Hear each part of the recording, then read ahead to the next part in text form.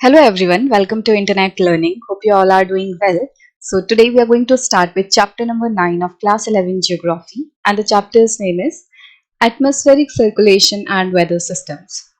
So first of all, if you are new to the channel, then please subscribe to it and don't forget to press the bell icon so that you never miss an update. And also, if you haven't watched the earlier chapters, you can click on the I button, there you will find the playlist, and you can also join our WhatsApp channel with the link in the description box.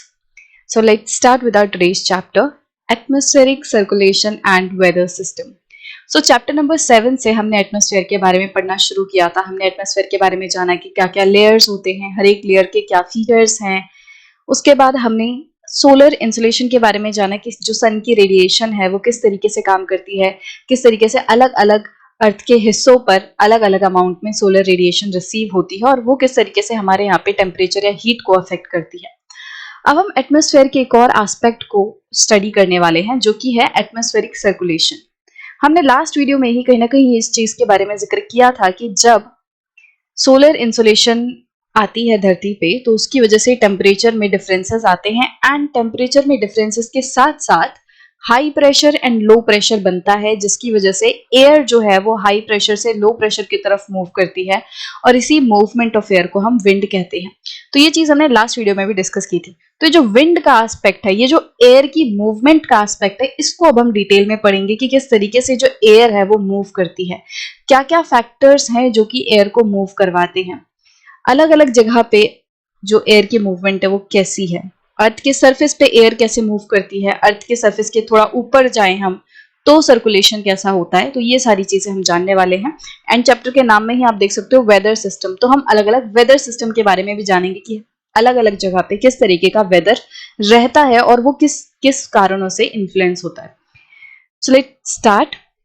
So earlier chapter 8 described the uneven distribution of temperature over the surface of the earth. तो chapter 8 में हमने पढ़ा था कि जो temperature है वो अर्थ पे इवन नहीं है। इवन का मतलब हर जगह पे सेम अमाउंट में आपको हीट या टेम्परेचर नहीं दिखाई देगा, अलग अलग जगह पे अलग अलग टेम्परेचर है। Air expands when heated and gets compressed when cooled. Air जो है वो एक्सपेंड करती है, खुलती है एक तरीके से। एयर के जो पार्टिकल्स हैं, जो मॉलिक्यूल्स हैं, वो एक दूसरे से दूर जाते हैं जब एयर हीटअप होती है, जब एयर गर्म होती है। एंड जब एयर कंप्रेस होती है, जब एयर के ऊपर दबाव पड़ता है, तो क्या होता है कि एयर के मॉलिक्यूल्स पास पास आ जाते हैं। ठीक है, अब ये पास पास कब आते हैं या एयर कंप्रेस कब होती है? जब एयर ठंडी होती है। जब एयर का टेम्परेचर गिरता है, जब हवा ठंडी होती है, तो उसकी वजह से क्या होता है, ये जो मॉलिक्यूल्स हैं वो एक दूसरे के पास आने लगते हैं, एयर कंप्रेस होने लगती है। This results in variation in the atmospheric pressure. और इन सभी चीजों की वजह से एटमॉस्फेयर के प्रेशर में बदलाव आता है। मतलब अलग अलग जगह पे अलग अलग टेम्परेचर है। एयर जो है उस टेम्परेचर की वजह से कहीं पे हीटेड अप हो रही है तो उसकी वजह से वो एक्सपेंड कर रही है, कहीं पे एयर जो है वो कंप्रेस हो रही है। इन सभी कारणों की वजह से क्या हो रहा है, एटमॉस्फेरिक प्रेशर भी वेरी कर रहा है। अगर कहीं पे गर्मी है तो वहां हम कह सकते हैं कि वहां का टेम्परेचर कैसा होगा, वहां का टेम्परेचर बहुत ज्यादा होगा।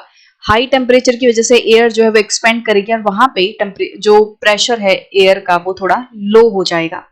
वहीं जो ठंडे इलाके हैं वहां हम कह सकते हैं क्योंकि वहां ठंडी है, वहां एयर कंप्रेस हो रही होगी, तो वहां जो एयर का प्रेशर है वो हाई होगा। तो टेम्परेचर के वेरी करने की वजह से एटमॉस्फेरिक प्रेशर भी चेंज होता है। The result is that it causes the movement of air from high pressure to low pressure, setting the air in motion.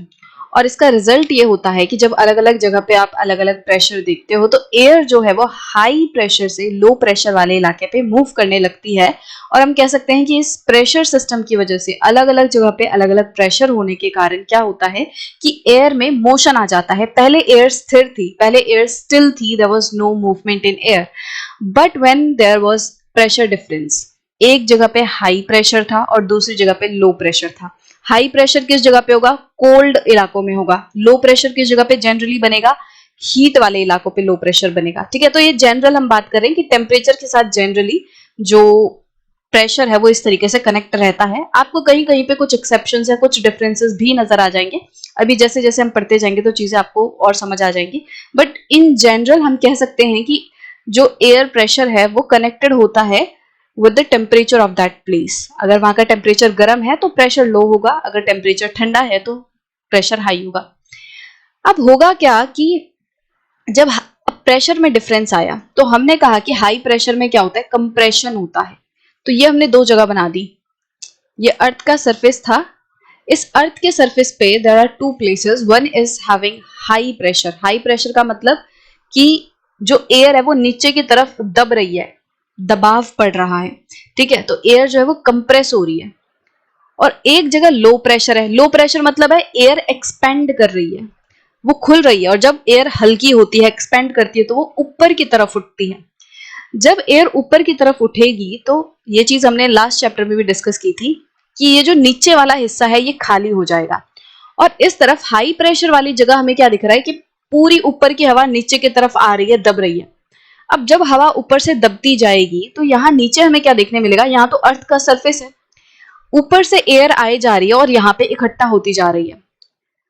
अब अर्थ के सरफेस के बाद कोई और जगह है ही नहीं हवा के पास, तो सारी हवा इस जगह पे आके इकट्ठी होने लगेगी। बट जब प्रेशर बहुत ज्यादा हो जाएगा तो ये जो एयर है वो साइड साइड में जाने लगेगी, ठीक है। जैसे आप देखोगे कि अगर आपने एक बर्तन, मतलब एक बर्तन में आपने पानी लिया है, ठीक है।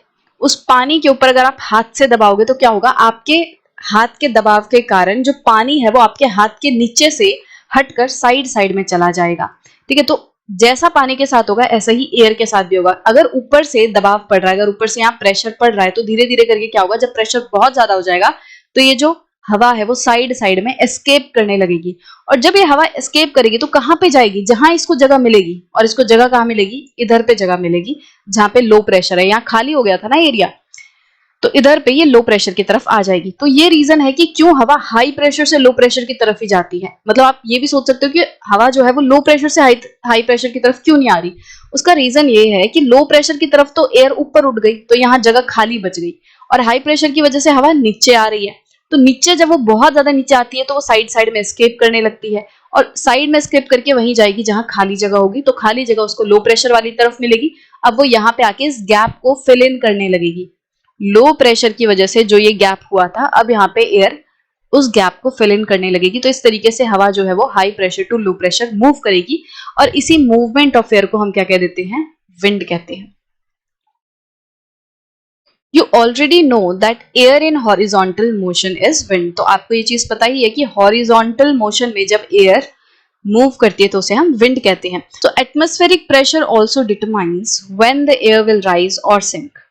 तो अभी हमने देखा कि जो टेम्परेचर है वो डिसाइड कर रहा है कि एयर राइज करेगी या सिंक करेगी। हमने यहाँ पे जो इमेज बनाई, ये जो हमने पिक्चर बनाई, इसमें हमने क्या देखा कि एक जगह कोल्ड एरिया था, यहाँ पे कोल्ड प्लेस था, और यहाँ पे वार्म या हॉट प्लेस था। तो टेम्परेचर की वजह से प्रेशर डिफरेंस आ रहा है। बट अगर हम सिर्फ और सिर्फ प्रेशर पे बात करें तो प्रेशर की वजह से भी एयर जो है वो सिंक कर सकती है या राइज कर सकती है। जब हम यहाँ टेम्परेचर की बात कर रहे हैं तो हमने बोला कि टेम्परेचर की वजह से क्या हो रहा है, हाई प्रेशर लो प्रेशर बन रहा है, और एयर जो है वो सिंक कर रही है। इधर पे कोल्ड टेम्परेचर में एयर सिंक कर रही है, हॉट टेम्परेचर में एयर राइज कर रही है। सिंक करना मतलब डूबना, तो एक तरीके से एयर जो है वो नीचे की तरफ आ रही है। राइज करना मतलब उठना, तो हॉट हॉट इलाके वालों में जो एयर है वो ऊपर की तरफ राइज कर रही है। तो टेम्परेचर जिस तरीके से डिसाइड कर रहा है कि एयर जो है वो सिंक करेगी या राइज करेगी, सिमिलरली जो प्रेशर है, प्रेशर भी ये डिसाइड कर सकता है कि किसी जगह पे एयर जो है वो सिंक करेगी या राइज करेगी। अब मान लो यहाँ पे मैं आपको एक एग्जांपल दूं कि ये अर्थ पे एक प्लेस है जो कि आइडियली, जैसे ये इक्वेटर वाला रीजन है।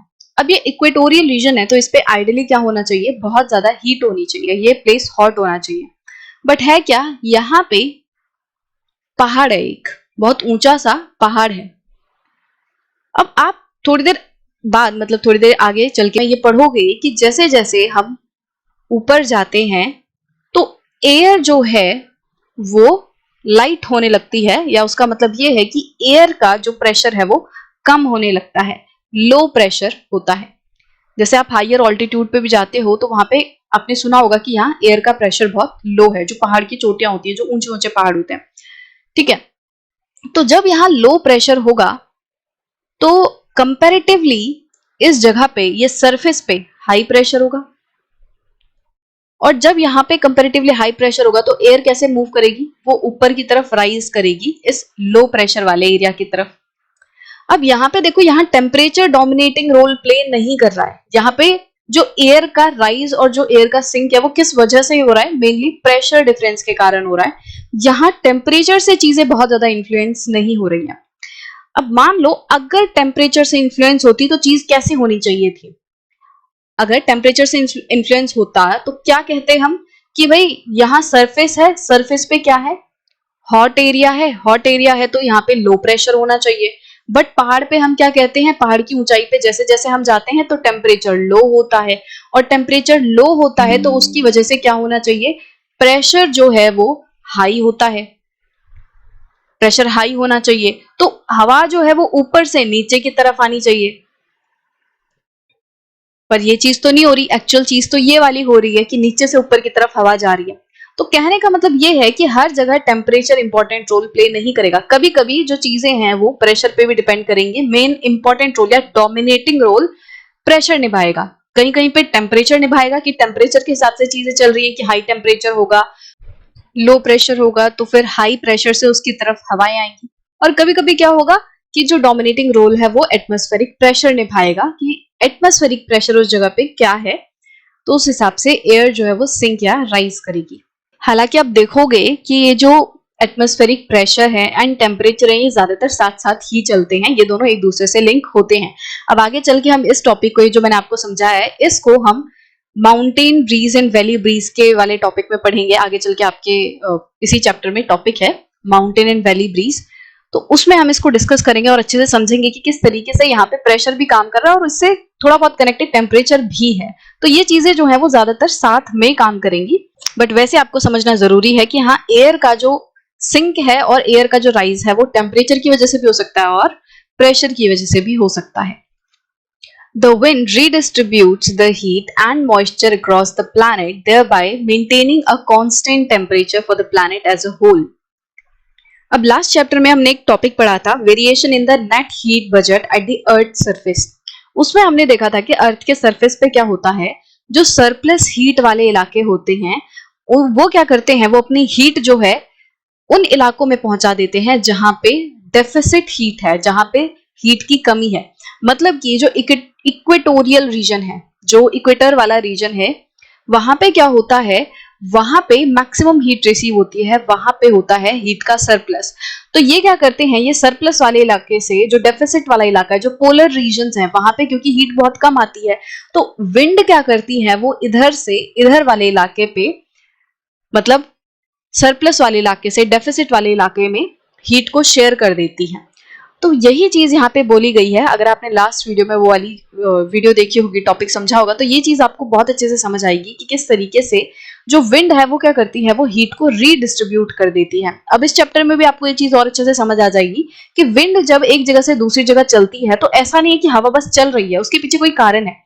होता क्या है कि जो गर्म वाले इलाके हैं उनमें से हीट जो है वो ठंडे वाले इलाकों में शेयर हो जाती है, और ठंडे वाले इलाकों की जो कोल्डनेस है, वहां पे जो उनका उनका एक तरीके से जो ठंडापन है वो हॉट इलाकों की तरफ आ जाता है। तो एक हीट बैलेंस बना रहता है। जो गर्म वाले इलाके हैं ना ही तो वो बहुत ज्यादा गर्म होते, और जो ठंडे वाले इलाके हैं ना ही वो बहुत ज्यादा ठंडे होते, इतने ठंडे होते कि परमानेंटली वहां पे फ्रोजन बना रहे, ऐसा नहीं होता। इस विंड के चलते क्या होता है, हीट डिस्ट्रीब्यूट होती रहती है, जिसकी वजह से एक बैलेंस बना रहता है। पूरे प्लैनेट पे एक कांस्टेंट टेम्परेचर है। ऐसा नहीं है कि कोई इलाके जो है वो परमानेंटली बस गर्म ही गर्म है और कुछ इलाके जो है वो परमानेंटली ठंडे हैं, ऐसा नहीं है। अब आप ऐसे कंफ्यूज नहीं होना कि भाई पोलर इलाके तो हमेशा ठंडे रहते हैं। ठंडे होने का मतलब ये नहीं है कि वहां पे बर्फ पिघलेगी ही नहीं। आप देखोगे जो पोलर इलाके हैं, जब हम क्लाइमेट चेंज की बात करते हैं तो हम क्या कहते हैं कि क्लाइमेट चेंज की वजह से क्या हो रहा है, जो पोलर वाले इलाके हैं वहां पे भी बर्फ पिघल रही है। इसका मतलब कुछ तो ऐसा हो रहा है कि जो यहाँ की हीट है, जो एक्सेस हीट है, वो पोलर इलाकों तक जा रही है। तो कौन लेके जा रहा है, विंड लेके जा रही है। जो हीट है वो वहां तक पहुंचती है और वहां पे असर होता है। ऐसा नहीं है कि ग्लेशियर जो है वो परमानेंटली बस ग्लेशियर ही बने रहते हैं, वहां पानी की एक बूंद भी नहीं है। वो पानी क्यों पिघल रहा है, क्योंकि वहां पे हीट का असर है। तो यही यहाँ पे बताना चाह रहे हैं कि जो विंड है वो हीट को रीडिस्ट्रीब्यूट करती रहती है, जिसकी वजह से एक बैलेंस बना रहता है पूरे के पूरे अर्थ के ऊपर। The vertical rising of moist air cools it down to form the clouds and bring precipitation. अब जब एयर वर्टिकली मूव करती है तो वो अपने साथ पानी को भी लेके चलती है, मतलब पानी जो है वो भाप की फॉर्म में ऊपर उठता है। अब जब पानी ऊपर उठता है और जब वो एक सर्टेन हाइट पे पहुंचता है, हमें पता है कि ट्रोपोस्फेयर में क्या होता है, जो ट्रोपोपॉज है या जो ट्रोपोस्फेयर का जो ऊपर वाला इलाका है, वहां पे टेम्परेचर बहुत ही ज्यादा ठंडा रहता है। वहां पे टेम्परेचर जो है वो बहुत ही ज्यादा ठंडा रहता है। इसका मतलब कि जैसे जैसे हवा ऊपर बहेगी, ऊपर की तरफ उठेगी, तो टेम्परेचर गिरेगा। ट्रोपोस्फेयर में क्या होता है, जैसे जैसे हम ऊपर जाते हैं टेम्परेचर घटता है। टेम्परेचर घटेगा इसका मतलब कि जो पानी भाप बन के ऊपर गया था, भाप क्यों बना था, वो गर्मी की वजह से। जब हीट बहुत ज्यादा होती है तो पानी जो है वो भाप बन जाता है। बट जब अब पानी को ऊपर ठंडी मिलेगी तो भाप वापस से पानी की बूंदों में बदल जाएगा, और जब ये पानी की बूंदें एक साथ इकट्ठा होंगी, बहुत सारी पानी की बूंदें, तो वो बादल का रूप ले लेंगी। और जब ये बादल हैवी हो जाएंगे, जब इनमें बहुत ज्यादा पानी समा जाएगा, तो फिर ये अपना एक्स्ट्रा पानी शेड कर देंगे, नीचे गिरा देंगे प्रेसिपिटेशन के फॉर्म में। मतलब बारिश, स्नो, जो हेल रहता है, स्लीट होता है, ये सारी चीजें जो हैं वो प्रेसिपिटेशन के टाइप हैं। तो चाहे बर्फ गिरे, चाहे ओले गिरे, चाहे नॉर्मल बारिश हो, किसी भी फॉर्म में वो जो पानी है फिर वो नीचे आ जाएगा। This chapter has been devoted to explain the causes of pressure differences. अब इस चैप्टर में आप कारण जानोगे कि जो प्रेशर डिफरेंसेस है उनके कारण क्या हैं। The forces that control the atmospheric circulation, कौन कौन सी ऐसी फोर्सेज हैं जो कि इस एटमॉस्फेरिक सर्कुलेशन को कंट्रोल कर रही हैं, मतलब कि क्या क्या चीजें हैं जो कि ये डिसाइड करती हैं, कंट्रोल करती हैं कि जो एटमॉस्फेयर है उसमें सर्कुलेशन कैसे होगा, जो एयर है वो मूव कैसे करेगी। The turbulent pattern of wind, turbulent मतलब जो हवा में उथल पुथल होती है, जो हवा मूव कर रही है इधर से उधर, तो ये किस वजह से हो रही है, कौन से ऐसे फैक्टर हैं जो इसको कंट्रोल कर रहे हैं। The formation of air masses, air masses कैसे फॉर्म हो रही हैं, कहीं पे कोल्ड एयर मास होंगे, कहीं पे वार्म एयर मास होंगे, तो ये एयर मास क्या होते हैं और कैसे ये बनते हैं।